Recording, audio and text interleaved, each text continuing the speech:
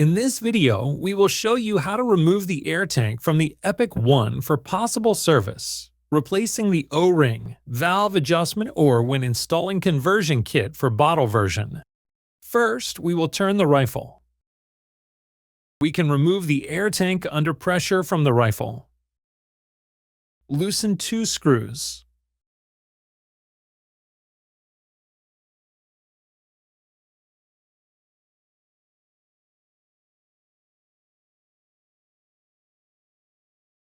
Once both screws are loose, turn the rifle to the side and push the pin out at this place. Push the pin out completely. And at this point, we can remove the air tank from the rifle. We turn the rifle so that both screws fall downwards. We check that both screws touch the flat surface on the lower body. We can pull the air tank. Once we have the air tank pulled out, we can remove both screws. We remove the screws by turning the air tank like this. We take out one screw.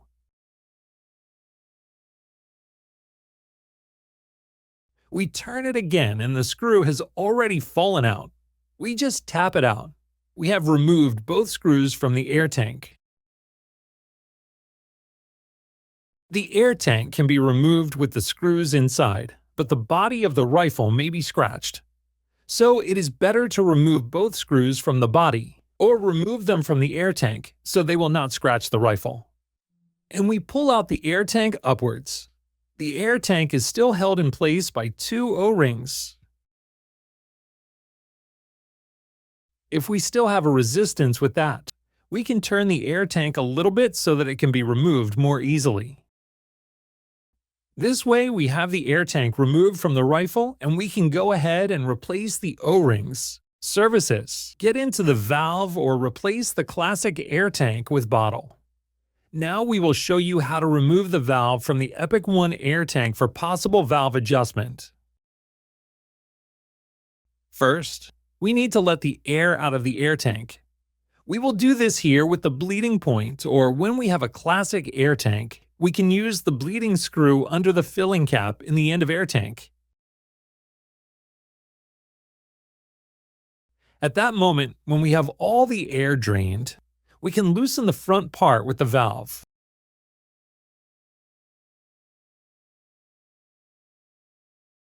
If we have this part loosened, we can loosen the screw which is located on the bottom and which is fixing the valve in position here. Loosen it about 2 or 3 turns, and you can push the valve towards the air tank. This way the valve is pushed out of the body, and you can adjust it. The adjustment is exactly the same as for the valve in Epic 2. The standard valve opening size is set to 2 mm. It is set to this value because it saves air and still provides us with sufficient power for commonly available ammunition. If we want to shoot heavy slugs or achieve more power and speed, we need to open the valve. Conversely, if we want to reduce the power and shoot 16 joule, we need to close the valve. We would close it by tightening the back of the valve. We open it by loosening the back.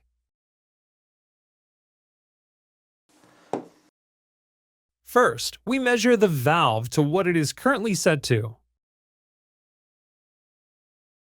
The standard length of the valve, if we do not press the needle, should be between 50.85 and 51 millimeters. Now we have a value of 50.95. If we press the valve, again not pressing it completely with force, only to the stop of the rubber ring, we see that the value is 48.9. So we only do 50.95 minus 48.9. And it turns out that the valve opens by 2 millimeters. If we want to open the valve more, we take a 3 mm Allen key and loosen the valve. At this point, the back part of the valve will start to peek out, thus changing the initial length. So we measure the size of the entire valve, which is 51.8 millimeters. We press the valve stem. The next value is 48.65. Here we take 51.8 minus 48.65, and the opening is about 3.2 millimeters. 3.2 millimeters is the maximum opening of the valve, and 3 millimeters is completely sufficient. The 3.2 mm is really the maximum opening, and we do not recommend to get over this value. Here we set the valve to 3 mm.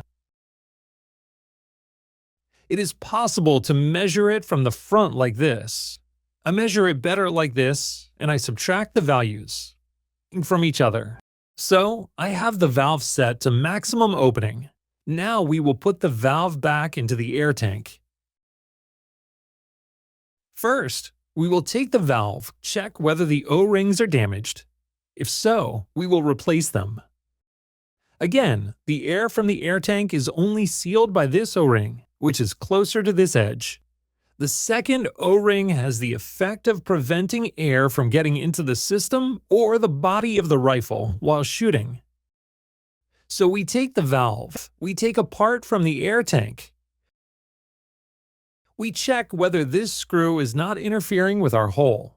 Then the valve wouldn't fit on the plug, so we check whether the screw is screwed in or plugged in properly. We point the valve with the hole on the valve towards the hole in the plug.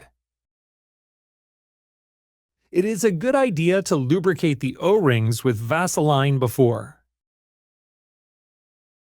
If you can't push the valve in by hand, you can help yourself by taking a 3mm Allen key from the back into the valve and pushing it in by just turning it slightly and pushing it in. This will help you avoid damaging the O-rings.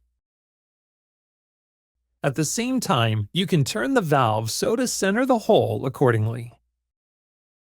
So we align the hole and tighten the screw to align the valve.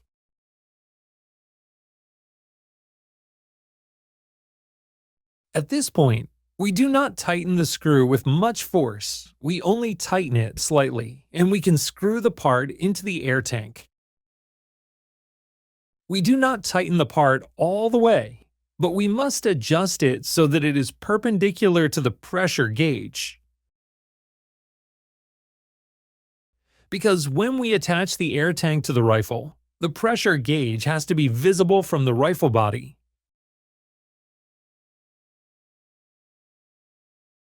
Now we screw the part with the valve back into the air tank.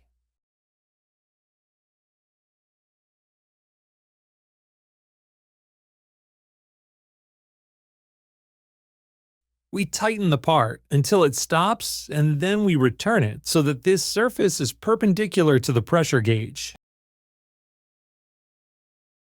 This is because when we put the air tank back into the rifle, the pressure gauge with the regulator should be facing outwards and not turned inwards.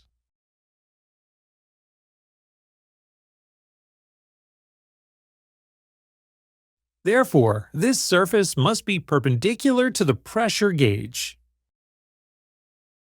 When this is set, we tighten the bleeding screw and we can pressurize the air tank.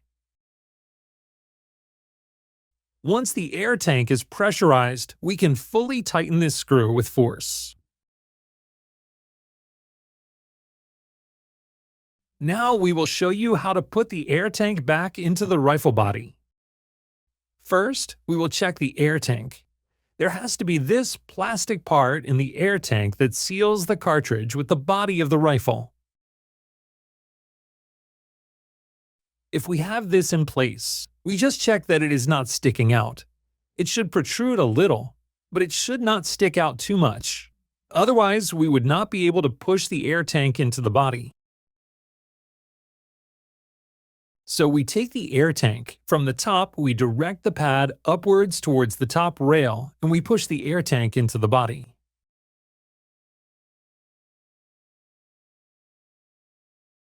Here in this place, there are two O-rings that only have a gap between the body and the air tank.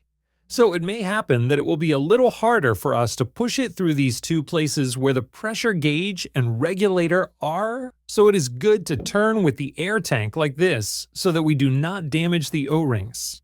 So while we are turning it a little, we push the air tank downwards.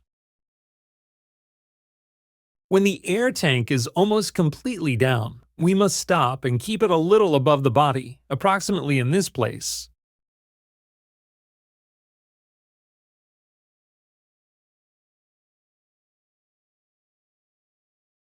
We turn the air tank, insert one screw into it. We do not push it all the way in, but only a little bit so that we can turn the air tank to opposite way. We do not manipulate it up and down in any way. We have it upright like this, so that the screws do not get stuck anywhere. We insert the second screw from the other side. We turn it back. We align the air tank the way it should go into the rifle. We tilt the rifle downward so that both screws fall completely down and touch this surface, and at this moment, we can slide the air tank into place.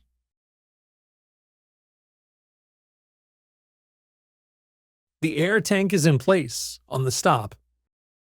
We secure it with a pin.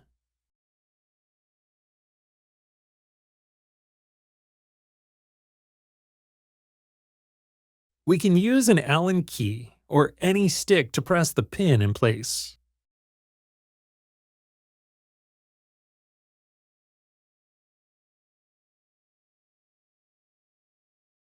Once the pin is in place, turn the rifle and tighten both screws.